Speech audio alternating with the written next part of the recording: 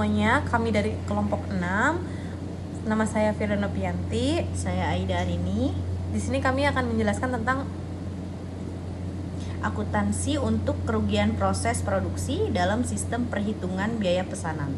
Yang pertama yaitu kerugian proses. Memahami pentingnya akuntansi kerugian.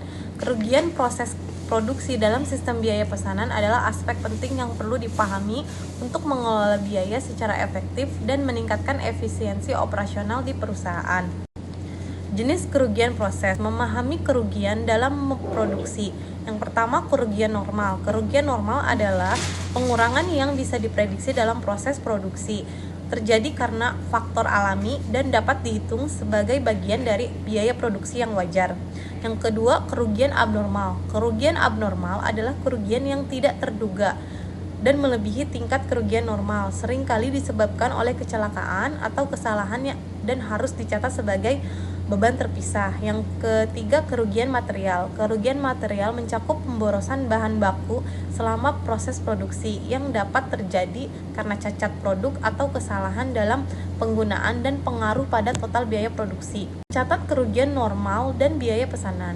Kerugian normal dalam biaya pesanan dicatat sebagai bagian dari total biaya produksi, membantu perusahaan memahami dan mengelola dampak kerugian tersebut terhadap keseluruhan efisiensi produksi dan pengendalian biaya. Perlakuan kerugian abnormal dalam akuntansi.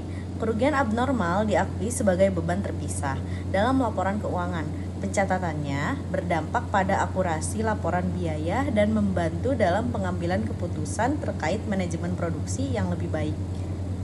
Kesimpulan, akuntansi untuk kerugian proses produksi dalam sistem perhitungan biaya pesanan adalah suatu proses yang penting dalam menghitung biaya produksi yang akurat. Kerugian proses produksi dapat terjadi karena berbagai alasan, seperti kerusakan bahan, kesalahan produksi, dan lain-lain. Sekian dari kelompok kami, kurang lebihnya kami mohon maaf. Terima kasih.